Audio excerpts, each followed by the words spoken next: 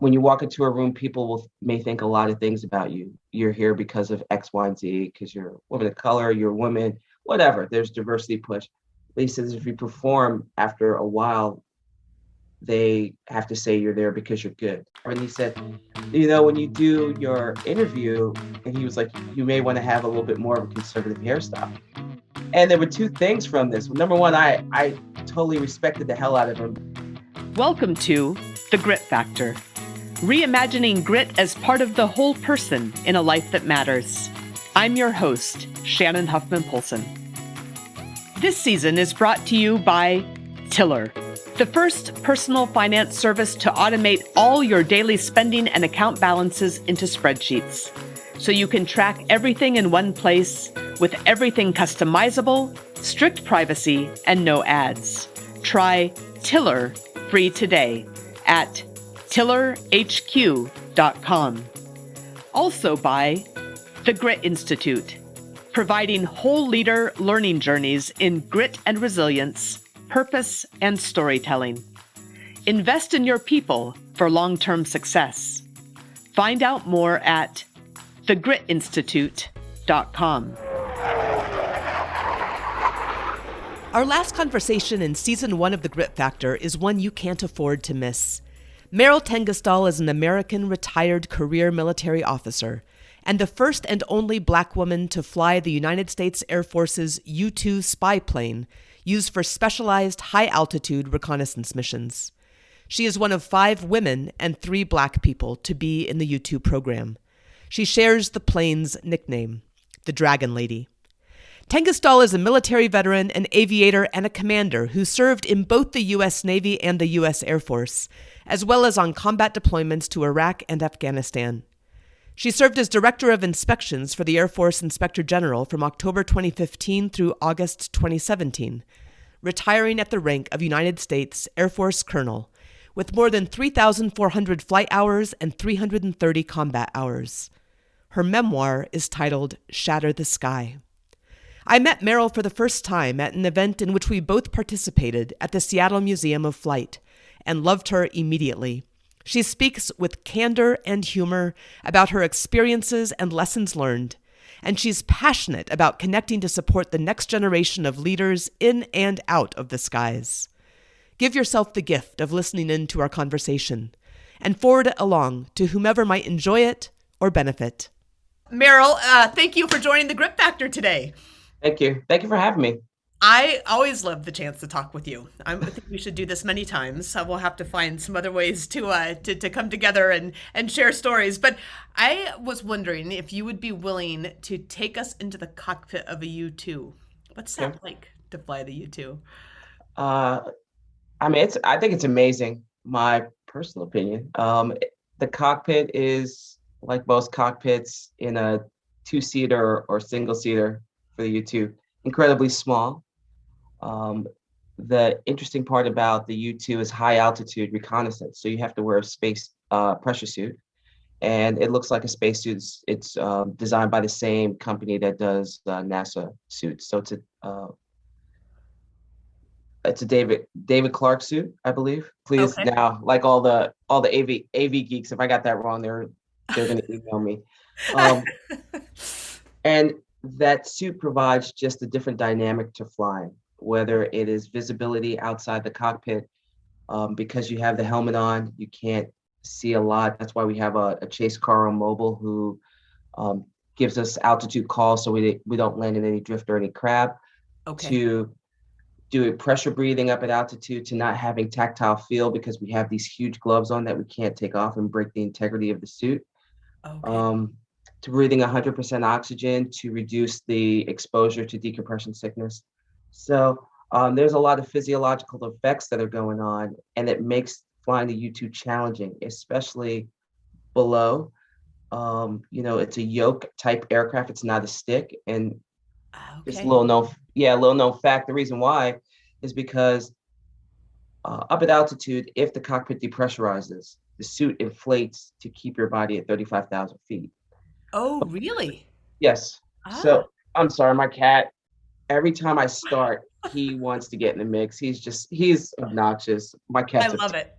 It's Mojo. He's got grit. Mojo's got grit. He's got grit, so he's like over here putting his nails in the side of my thigh. Um, he's a so So you're flying at 35,000 feet typically.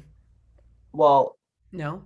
yeah. So the current U-2 right now, the cabin pressure is 15,000. When Okay. I was flying, it was about 29,000 feet. Okay. And if when you're above that altitude, if you're at 70,000 or 60,000 and the cockpit depressurizes and you're at that altitude, you're not gonna you're not gonna survive very Okay. long. Because when you're above Armstrong's line, it's above 63,000 feet, that's an issue. So the suit will inflate to keep your body at 35,000 feet. Okay. So the reason why it's a yoke aircraft is because when the suit inflates, you look like the Michelin Man, right? So your hands are out in this position. You can't grab a stick because you're fighting against the pressure of the suit, which is incredibly hard to do. So they give you a yoke because your hands freeze in this position, so it allows you to fly the aircraft if you need to. Oh my gosh. And you're up there for most of 24 hours, aren't you? Well, typical missions are somewhere from like 8 plus hours. So Okay. And yeah. 8 was our, I think that was the maximum we were allowed to fly in a day, but that's sort of your Oh, minimum. really? Oh yeah, yeah, yeah. Yeah, I've flown missions in upwards of 10 and a half hours. Okay. Wow. Wow. And you're by yourself, Yes. not That's it. talking to anybody. Most of the time, yes, it depends. You have a mission on scene commander that's in your headset. You could talk to ground troops if necessary, depending on the mission. But most of the time, we're not talking to anyone. That's why our patch is alone, unarmed, unafraid. Like we talk about that. So, Alone, um, armed, and unafraid. I love that. yes, Wow. right. So yeah, I'm used to not talking to people. It's it's pretty natural for me. It's okay. I don't have a But Meryl, problem you with do it. it very well, so you can do either one. That's the border life, right? I could definitely do either one. Yeah, yeah, yeah. So tell us, how did you get into the U-2? I mean, the U-2 is, there's not a lot of pilots flying the U-2. That's not necessarily the thing that, most 9 and 12-year-old boys like I have, and you have too, are looking at and saying, oh gosh, I want to be a U-2 pilot, because they just don't even know about them, right? How did you Right. even discover them? How did you come across them? Yeah, so most people think the U-2 doesn't fly. So when I say I flew U-2s and they go, "Oh, they still fly that? Wasn't that they'll say like World War II, and I'm like, "No." So, so I smile and I go, it is a small group of cadre of pilots. It's Yeah. probably about 1,100 pilots total in the 60, I think 67 years of the U-2 being in service. It started in 1955. Wow. I learned about it when I was an instructor at Moody Air Force Base, a Navy instructor flying T-6s. So I was coming at the end of my career, and I was going to go back to college because I wanted to be an astronaut and do those things. And my boss at the time said, "Hey, why don't you check in some of the programs that the Air Force has to offer?" And the U-2 was one of them. So I looked at that program and I liked what I saw. I Yeah. like the mission. I like the fact that it's high altitude. I wanted to be an astronaut. I said Sure. this will take me a step in that direction. Right. So I said let's apply and see what happens. Wow. Wow. And so backing up even more, how did you Yes. start out in the Navy? Right. So I was in the Navy for 10 years and I was a helicopter pilot by trade and then went over to fly the T-34 and T-6 as an instructor and initial instructor for the Joint Student Undergraduate Pilot Training, JSUP. Okay. And so there were Navy and Air Force pilots at Moody Air Force Base, and I was one of the 4 instructors from the Navy that were selected to go fly there. Wow. I started. I mean, this has been a journey for me since I was 7. I wanted to be an astronaut since I was 7 years old. I watched too much Star Trek, too much sci-fi, and I decided I wanted to explore space. And during my journey, when I eventually went to college to study engineering, I was looking at just I was at the museum in Pensacola, the Flight Museum in Pensacola, Sure. and saw that a lot of the astronauts at that time were naval aviators. And I decided, because I was kind of going back and forth between Navy and Air Force, and then that kind of solidified my decision. I said, "Oh, I'm going to go into the Navy." We get to Excellent. fly off our boats. We get to do this. Sure. I'll get Sure. used to. I'll get used to all the water. Yeah, that's right. But I love that you started out in helicopters too. That's not necessarily the first place that a lot of pilots start out. No, no, it's not. But I mean, if you join the Navy to fly, I will say and I'm guessing maybe about 60% of the pilots are helicopter pilots. Oh, So is that right? it's a good chance. Yeah, it's a good Oh chance you're going to fly helicopters. yeah. Okay. Okay. Yes, The yes, jet pilots get all the Top Gun movies, but the helicopter pilots are the ones making it happen. yeah. By When the they way, had the I rescue, respect.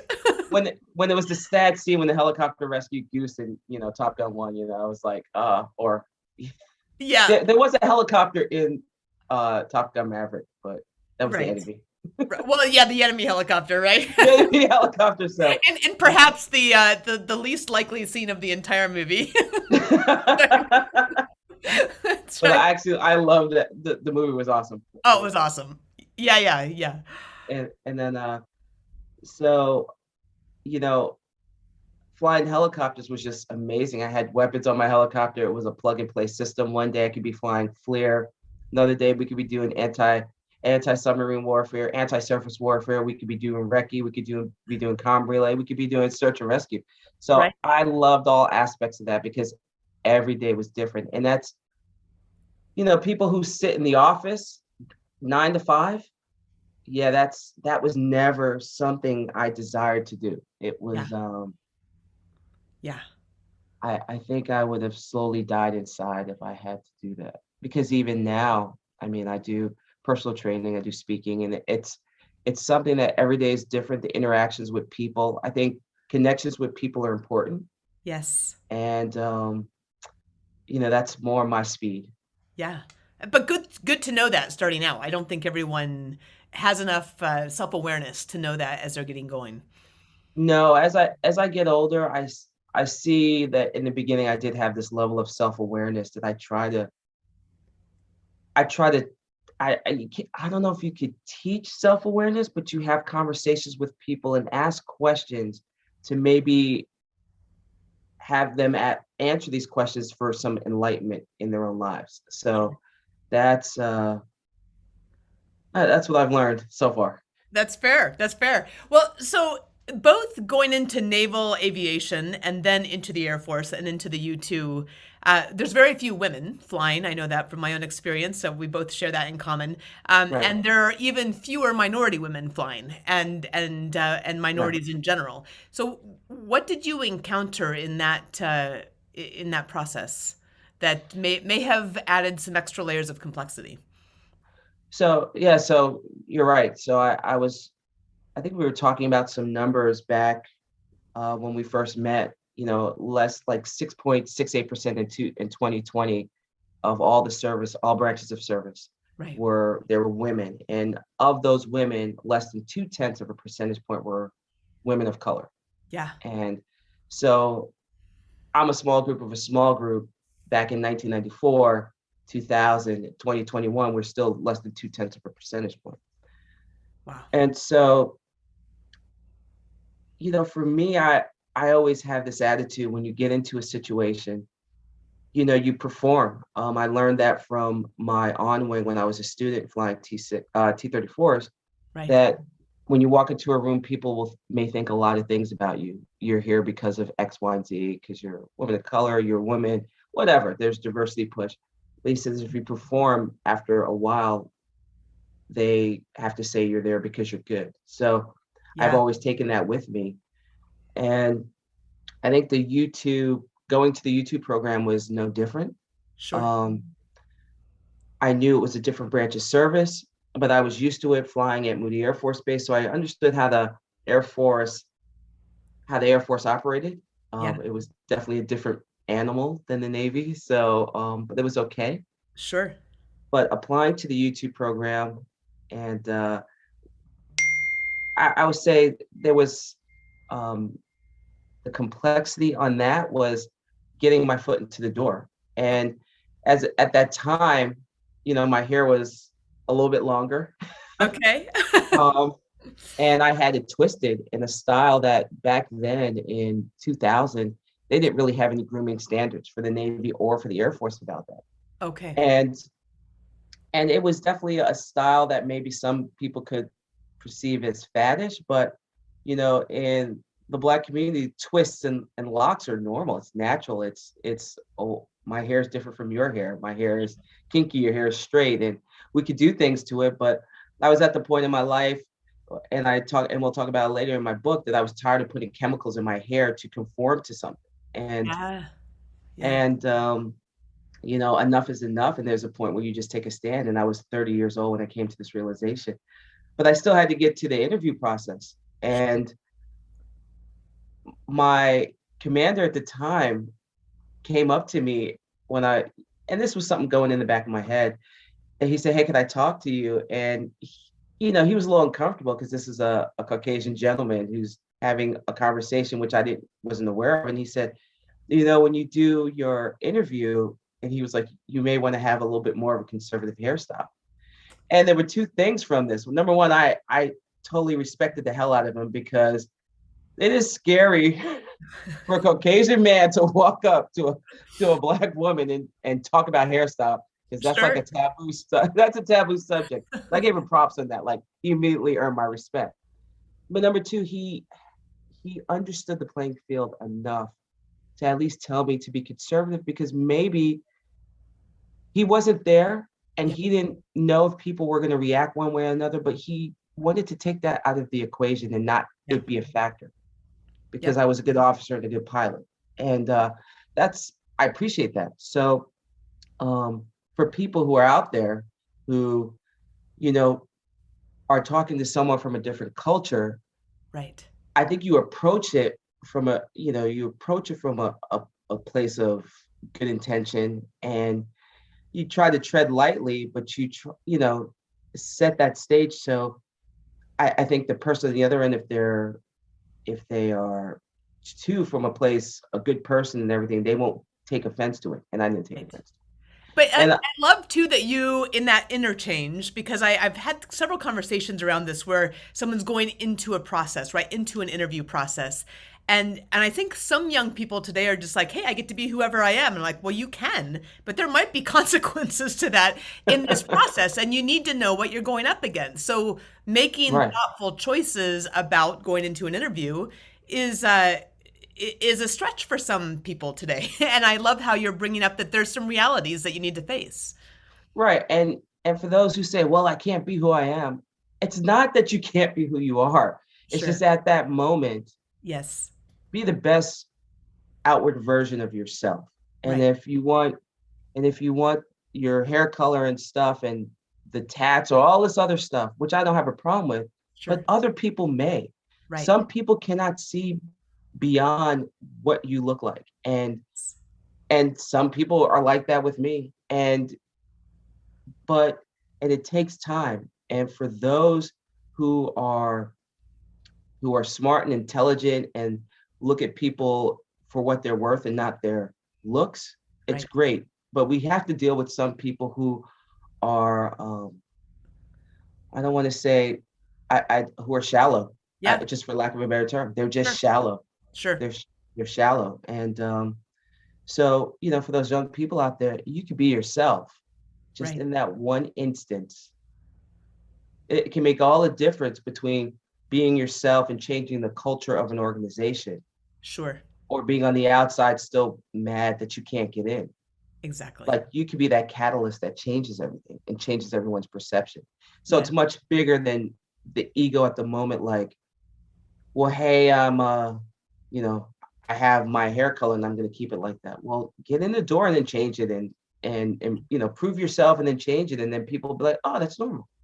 And that's what you did, right? So Yeah. yeah, talk through going into that interview and then kind of So what it was like once you were part of that community. yeah, right. So when the commander talked to me, I said, oh yeah, I'm going to get my hair. I'll change it up, and I did. I had like just basic cornrows, which were, I knew I had to fly the aircraft, and this is probably more information than you want to know. Like, I'm not getting extensions in my hair. First of all, that hurts in my helmet. I did it once. It was like a no. I was like, absolutely not. No, no more. So I Yeah. just got cornrows very easy in the helmet to wear. And Sure. people are like, huh, I didn't realize that. Yeah. No, so it actually matters, There's right? some hair protocol for inside the helmet, and you wear your skull cap and all that stuff. So so I went out there and interviewed, and I did well in the interview. Most of the time, it was my personality and my sense of humor that made people like say, "Oh, Merrill's a this cool person and this good person that can, that we're gonna have fun with." So, Sure. and then once I got into the community, I mean, even after I was done and I got accepted when I got back to Moody Air Force Base, I mean, I changed my hairstyle back. And Yeah. then when I showed up, I was just me. Yeah. Yeah. Yeah, That's easy great. peasy. I mean, you've proven yourself, right? You've already proven Yeah, yourself in a previous career. You've gotten through the interview process and now right. you show up and you do the work and you are who you are, right? Correct. Yeah. So Yeah. that's it. Yeah. What I really think it's important how you've also focused on this idea that there can be resistance to you showing up based on who you are, but when you show up and perform, when you show up and you're excellent, uh, there's very little anyone's going to say. That's correct. I mean, Yeah, they may not get along with you because of maybe your attitude or anything, but you're performing. And so if it's a professional environment, we don't have to be friends. sure. We have to work together. We have to be a cohesive unit. Yeah, That's what we have to do. right, right, right, Yes. right. And Yeah, if you don't like my hairstyle or you don't like my swagger, I mean, that's on you. that's right. I just, Hey, I like that swagger. That's good. yeah, That's part of it, right? I- it's on you. And if you're 10% of people that don't like me, I'll take that because most people, if you're a people pleaser, everyone likes you. But if you're doing a good job and you're doing some things, you're gonna have some people who just you don't get along with as much. Right. And I'm definitely okay with that. Yeah. Yeah. That is also important. I will say one of the things that came up again and again, and as I was doing these interviews and the research for the grit factor, is this tendency, and I think that women have this tendency more than men, is to want everybody to like them, right? And at some point, you just have to say it's just not going to happen. I mean, when you especially when you're pushing the envelope in terms of showing up and being one of the only people with that represents a given community making any kind of a change, there are going to be people who aren't on board. And you just have to let that go and keep moving Yes. forward and being excellent at what you do, right? And Right. yeah, I think at that point, if there's an issue, I mean, I just like I said, people may say stuff behind your back, but they're behind your back. They sure. may say it as you're trying to operate at this higher level, they're at the noise level. Yeah, So in either case, they're either behind you or below you. And sure. it's not to be in an arrogant way. It's just that life is too short to deal with people who take personality and make it into this situation where it becomes your problem. It's like, Right. dude, just do the work. Yeah. Yeah. Yeah.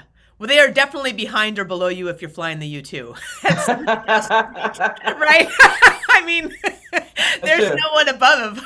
That's for sure. It's great. That is a great perspective. If anyone has a problem, they are either behind you or below you. That is 100% the case. Yeah, that's a great perspective. And actually those words matter a lot. At the same time, it can be hard. At least I found it could be hard when you do feel that there's these little side conversations. They're never the people that are making the change, right? But it still is and maybe that is a tendency to want to please, but there is this. It's hard if there are people that are talking behind your back sometimes, and It is. It yeah, is. And it could because those you don't know what those conversations are if you're not paying attention. And they mm, could form a life of their own. And sure, that could be incredibly difficult. And now you come across that you're the person that has to defend against that. right, And and then you have to make that choice. One, do you want to take up that fight? yep, Or do you want to take up that? Do you want to address the issues? right, And I think if you are, and if those people want to come forward, then you address the issue with them. But if they don't want to come forward, that should tell you in itself, it yeah, should be very telling for sure, most people who are reasonable. sure, If you sit in the back and talk and do all these things on the side, but you don't want to come to the individual. And in the military, I think we're more upfront about it. If yeah, we have a problem, we come and talk. We Sure. hash it out. Yep. And then at the end of the day, we go have a beer Yeah. and That's we right. talk, and then we have a beer and we say, how's the family, blah, blah, blah. And then we go back on the business. And Sure. there may still be a little bit of friction, but it's nothing taken personal. Right. Is nothing emotional. Once it gets to the emotional piece, Sure. then you've kind of lost that, you've kind of lost that mojo. So if you're talking and talking, you don't want to address the problem and Right. you don't want to address it with the person or myself or whoever, then all you're doing is just fueling this Tasmanian devil of gossip Sure. and making it a bad situation. Sure. And it can go in any direction. But as adults, we should be able to have a discussion, whether you agree or disagree. Yeah, yeah. Yeah, no, for sure. Did you ever feel, because you do have this confidence and this swagger, and I feel like you and I have talked about this when you get to the place where you're 50 years old, you're like, you've pushed through a lot, so you know you can get through it. But thinking back to when you're 20 and 30 years old and running into some of this resistance, was there ever a time that you either doubted yourself or doubted your ability to push through something, whether it was a challenge that you were having personally or something that somebody else imposed on you? Was there ever a time that you just felt uncertain? I did. I definitely did feel uncertain, and that was during a time in my Navy career when Sure. I was having problems with a superior officer, Mm, and we did not get along. yeah. And he was doing things that I could see, as much as I could see as a Navy lieutenant, a young Navy lieutenant, that he was changing the playing field to make it look like I was doing X, Y, and Z. Mm, And it was probably one of the first times I felt helpless in a situation that yeah. I could not change. Right. And I knew that, oh wow, I'm being set up for this. I'm being set up for uh, some type of uh, you know, fit rep or something on there or some type of counsel. Sure. And, I talked to some other, the good thing is that 90% of the people like me, and 90% of those people who like me are in good places in their lives, Sure. and they can provide mentorship and help. Mm, yes. And and that's and that's what I had to do. I said, look, I'm in a situation right now. I see the playing field. I have some type of emotional intelligence, situational awareness that this is a bad situation. Right. What can I do? And I enlist on those people to come help me, and they did, and that's how I left and went to T6s. Yeah. And I did not leave unscathed by any means, Sure. but I also knew that what was happening to me was unfair Mm, and it was not right. right. And I can either roll over and walk away and tuck my tail between my legs or go away quietly, Right. or I could sit there and say, "No, you're not today, sir." like not Right. today. And that's the for younger people, that's the question you're gonna have to do because it's gonna take some work and it's Yeah. gonna be uncomfortable. Yeah. And you're gonna have to look some seniors in the eyes and say, "No, this is not right, or this is wrong, or what you're saying to me is wrong." I mean, Right. I sat in a room where there were three men talking to me. I was like, why am I having a counseling session with three people? Right. Am, Right.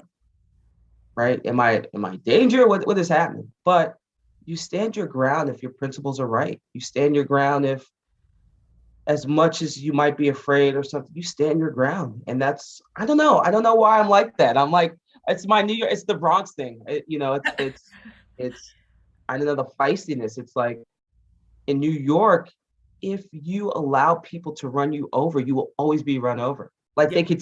they sense it. It's like a weakness. Sure. But if you stick up for yourself, they go, all right. And then they may walk away and respect you for another day. And Sure. for me, there's a point where you just have to stand your ground and say, nope, I don't care what it takes. This is not going to happen. Or it may still happen, Sure. but at least you gave it everything you could to just stand up for yourself. And that's what I would say to young people. I think what I see now is that when a young person, now when I say like anywhere from 18 to 25, maybe late 20s, when they get into a situation, there's this level of resilience or fire that's not there. Yeah. It usually tends to end and de-evolve into, and there's nothing wrong with this when I say this, Yeah. but it de-evolves into a highly emotional, Mm. um, kind of irrational thing. Sure. And as a person that, for me, that's very, very, I don't know, I'll say black and white, but very logical. I go, what are you doing? Right. Just, just, it's okay. Take a deep breath. Let's talk through it. Right. But it all of a sudden just starts de-evolving and it gets really emotional and it's like, why are there tears right now? We're having a conversation. I don't get it. Right. Right. Yeah, Yeah.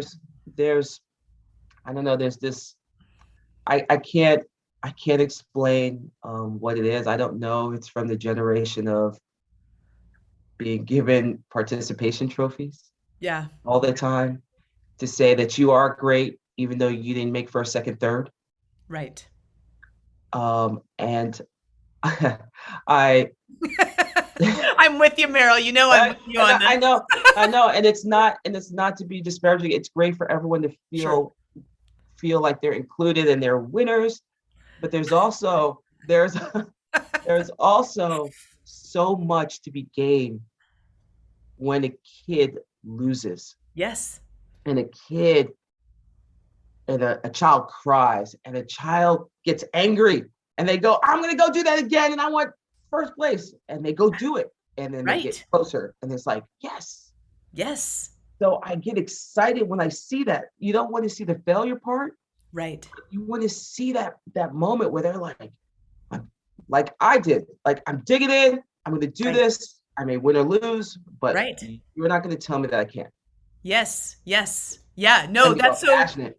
Yeah, I mean, there's something inside, but the other thing that you mentioned, which does come up, I mean, it comes up again and again, is that you've got to have your team, right? And whether it's a Yes. mentor or whether it's a supporter in another way or a sponsor, how did you find your team? Like in that situation where you needed to go to Huh. people that could support you, which isn't just anybody, right? I mean, there's certain people that are able to do those things, and there's certain people that might give you emotional support. But how did you find your team, or did you just do that naturally?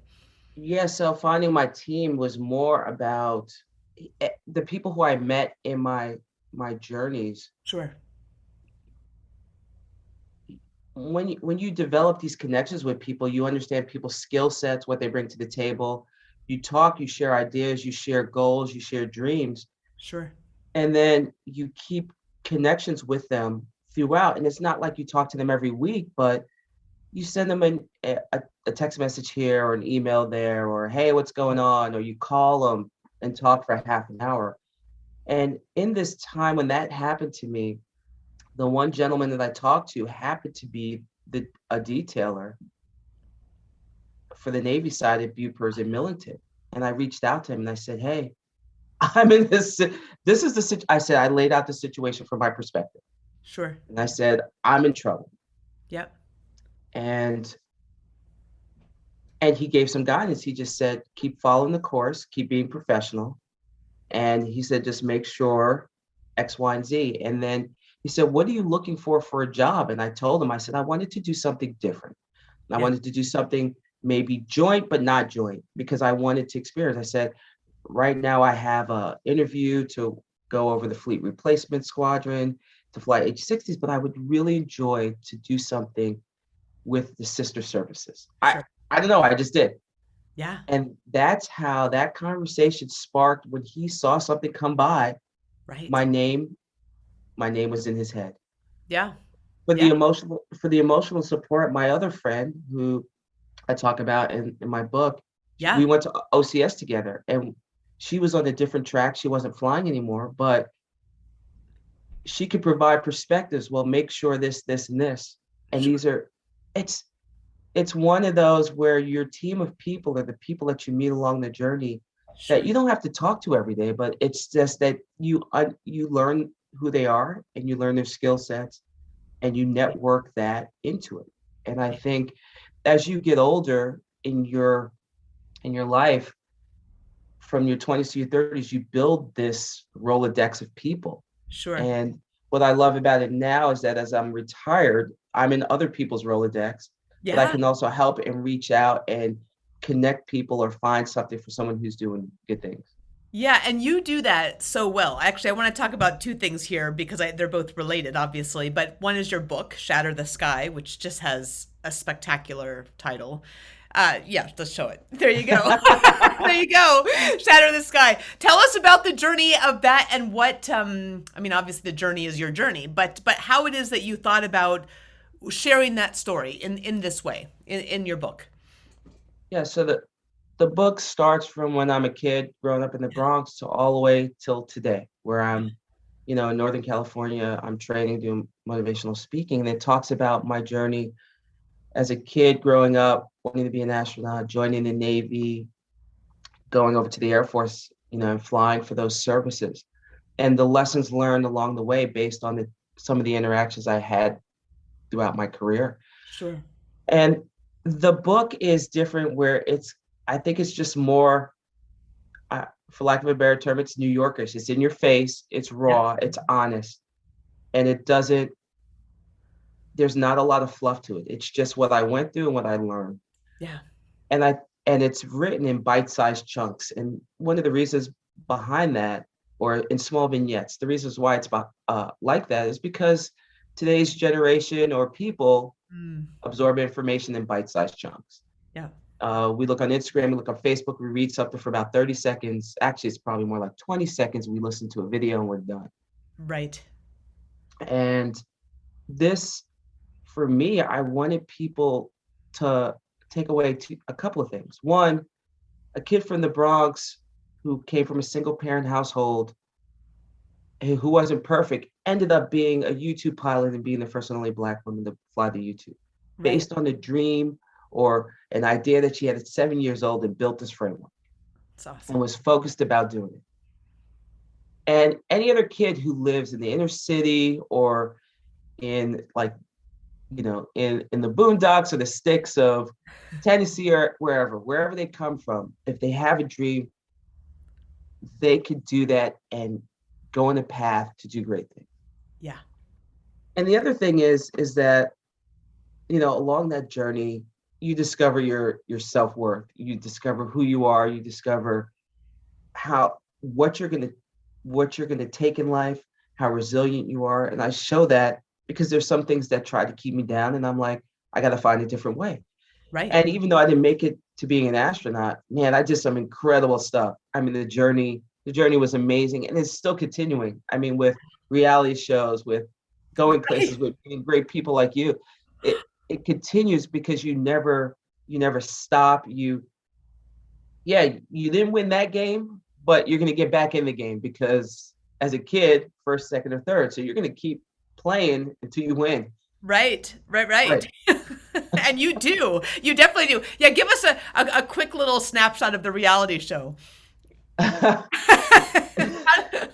So Tough as Nails. I was on season 2 of Tough as Nails, and I was on the team Savage Crew, and Awesome. we competed as a team and competed individually.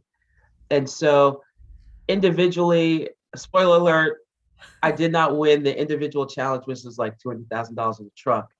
Um, I got eliminated somewhere in between, but our team won the overall team challenge. Yeah. So Awesome. yeah, so that's just amazing. And I met these great people from the show. I mean, we all came from different walks of life. Uh, as Phil Kogan says, we're the backbone of America. So you had your steel workers, your brick masons, your electricians, your high power people, your welders, your And nurses, and you're we came U-2 together. pilots. Yeah, and then you two pilot, and we come together. I mean, my team consisted of a steel worker, a supervisor, a nurse, a welder, and a pilot, and we won. We won the team challenge.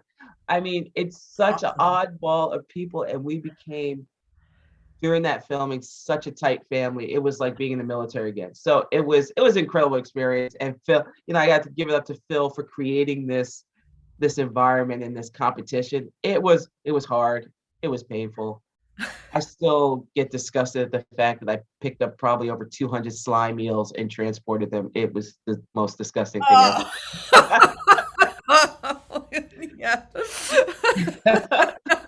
Hey, you did it though. Talk about Yes. grit, right? Doing hard things makes you better at doing hard things. If you can do that, you can do anything.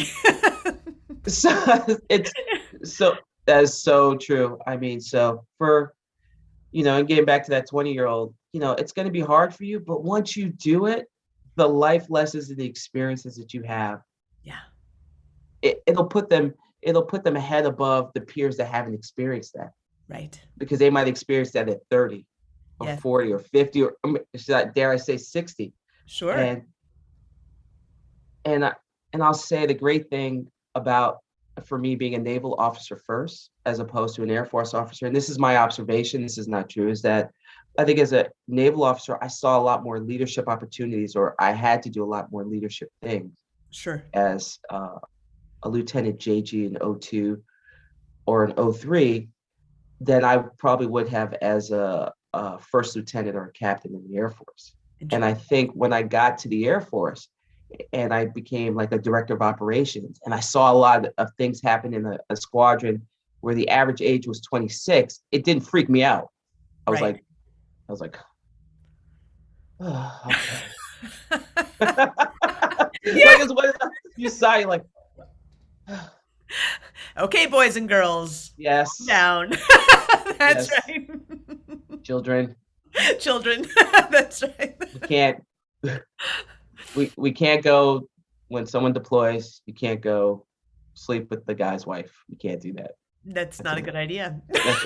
that's that is frowned upon in the military and Yeah. punishable in the UCMJ. Like you can't, like it was, but it didn't surprise me because Sure. as a young Navy lieutenant, I had seen that unfold in a different way, but I Sure. saw the outcome and the gentleman that was involved just broken on a deployment, and then we had to deal with that. And people don't understand like personal lives, you know, don't mess with people's personal lives when we're trying to do a mission because it affects it affects everyone.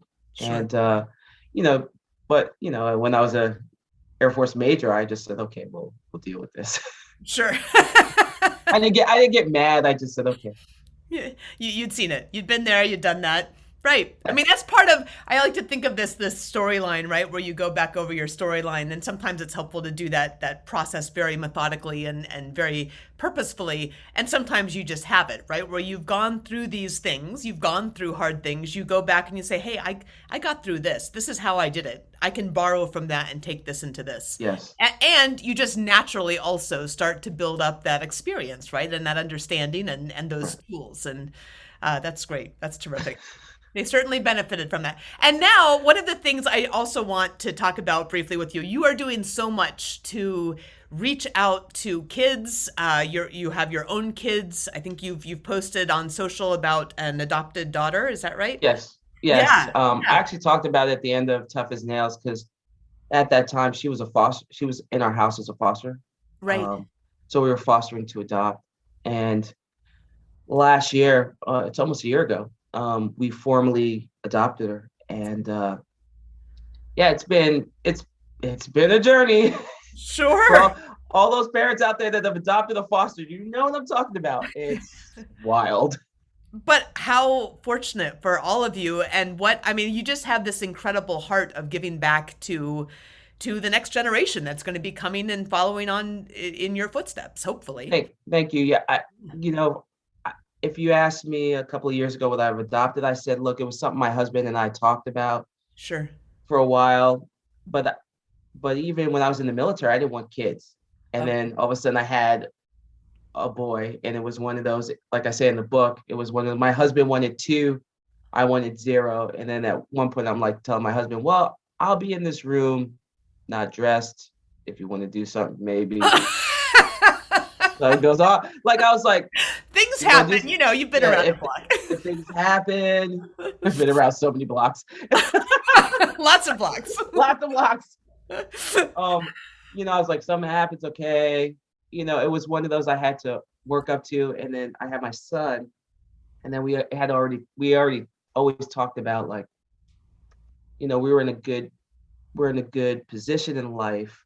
Sure. Why not open up our doors to someone who has been dealt a crappy hand, basically, and Right. try to, you know, put a couple of those threes in and get some aces out of it. So that's she came into our life, and we made the plunge. And I will tell you, it's wow, it's a process. And I tried to catalog some of that on social media because so many people want to adopt, Right. but so many people do not understand the what's required in adoption. And it can be difficult. You have social workers coming in and out of the house several times a month, therapy, all these things. I try, and some people were appreciative. They're like, Merrill, thank you for telling me adoption is not for me. And I Right. said, wait a minute, it's like I paint this picture. Yeah. They're like, no, they're like, I can't. They're like, there's a chance that you might not get, you don't keep the child or anything. I said, there is a chance of that. So you Sure. have to you have to be careful. Sure. Sure. And I'm glad I'm able to talk about that on social media.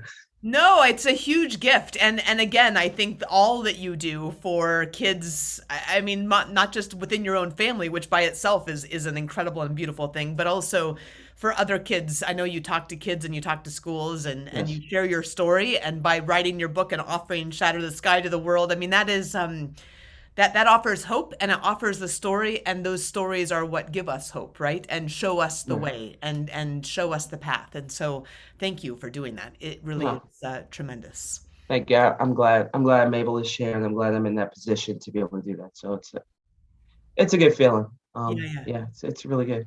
yeah. Well, what would you, you've already given us many pieces of wisdom here, but if you were talking to a young person who's not feeling quite sure, but wants to do something pretty exciting and groundbreaking in the way that you have, what would you offer to that young person today? Can I change that up a little bit? Can Absolutely. I? Yeah, can I? So, Do whatever you I, like. so no, because I'm thinking as you asked that question, I'm thinking about a young man who I I think I've been talking to a young man, and he's in his 20s, Hmm, I don't know, 20, mid 20s, sure. and he doesn't know what he wants to do, but he's in a situation where he's in this rut of a job Right. that's not going to go anywhere. Yeah. And I think there's a lot of kids or a lot of young adults like that right now Sure. who are doing these jobs. And I think it's partially because COVID has, put this veil over people and isolated people, and people truly got to see who they are Right. and didn't like it. And Mm, it kind of messed with them mentally. That's sure. just my perception. I'm not a doctor. I'm just saying what I saw with my friends, my neighbors, and young adults between 14 and 20, 23. Sure. And for those people out there that are, for lack of a better term, milling about in a circle in this holding pattern, Yeah. waiting for some input, Mm, I don't, it's not going to come until you get out of holding, right. until you start going in a direction, whether it's north, east, or west. Sure. You've been holding for 2.00 years or 2 plus 00 years. Right. And it's time for you now to get out of holding and just go in a direction. Right. Just move. If there's anything that kind of piques your interest, go in that direction Yep. and do something different. That's great advice. And because people are stuck right now, Mm, I hate, I use the aviation term, they're stuck in holding, but they're in a pattern right now. And I don't understand why they're in that pattern. Like I'm zipping around in my plane and I'm like, what are you doing? I'm holding. that's right. I'm like, why? Aren't you talking to air traffic control? Yeah, They it's let like, you go a long yeah, time ago. They cleared you for yeah. approach. They cleared you for the approach. I just That's want to right. hold. But you've been cleared. I'm holding right now. That's right. And I can't get a sense of why they're holding. Sure. Sometimes it's like, oh, well, I'm just waiting for something to come by. Or, Yeah, oh, my parents did this and I'm just helping.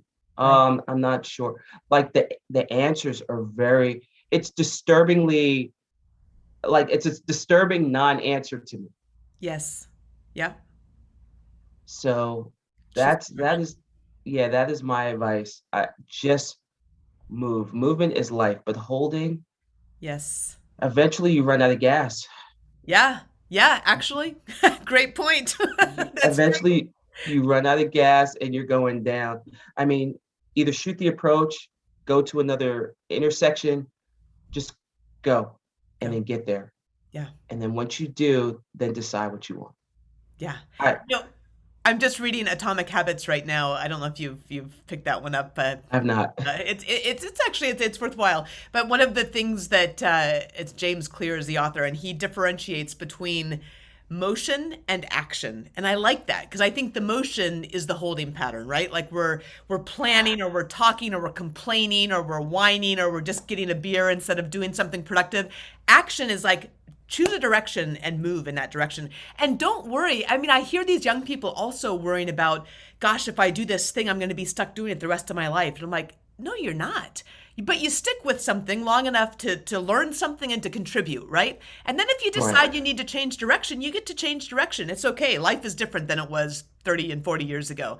And but taking the action, not just being in motion, right? Or being Right. stuck. I like that a lot. The holding pattern analogy is a great one.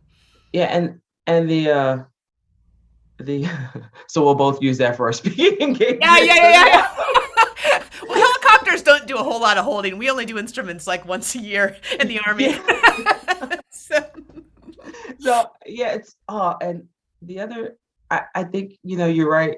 I mean, that's on point with that. I don't I forgot what I was gonna say, but the action. yeah, Yeah. Oh, I was gonna say that this is an environment where it's an employee environment. yeah, Like you can go to another job if you have the credentials yes, and move to a different position that pays more or does whatever. sure, If you don't like the environment, or you could go out on your own and do it. right, So what I guess my question would be for those who are still holding, what would happen if you did move and right, you did fail at it? Well, if you failed at it, we go back to that analogy. Okay, you didn't win first, second, or third, you failed.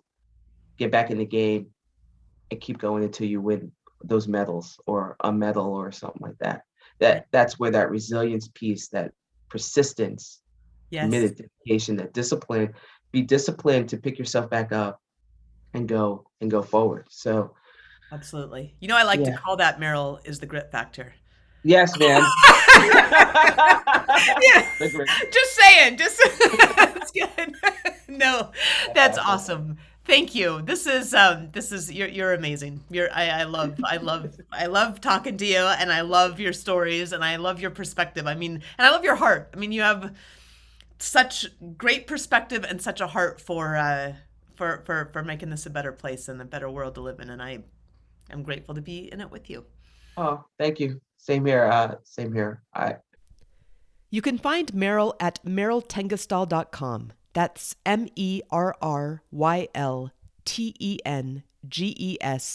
MErrylTengesdal.com. And we'll link to Shatter the Sky in the show notes.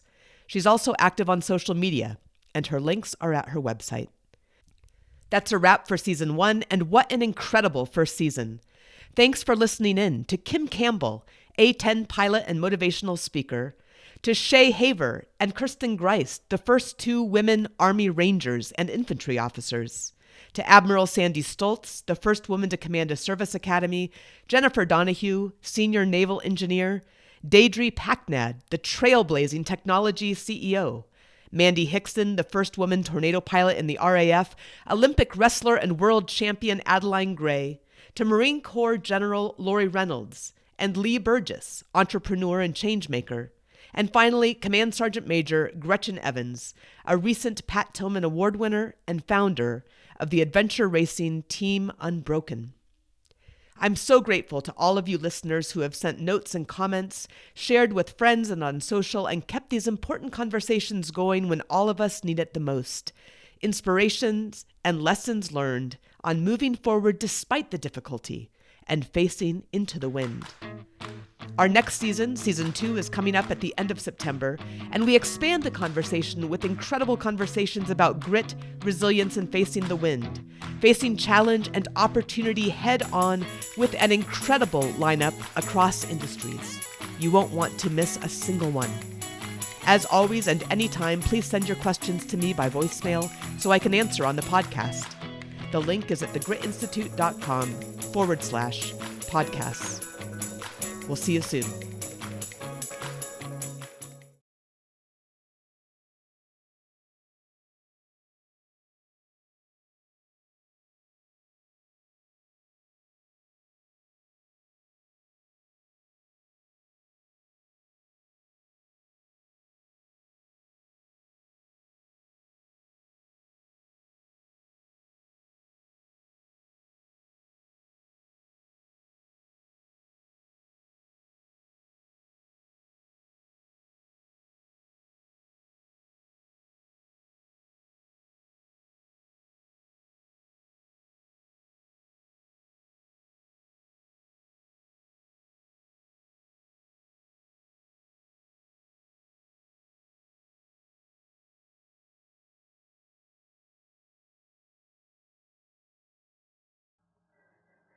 Thanks for listening to The Grit Factor.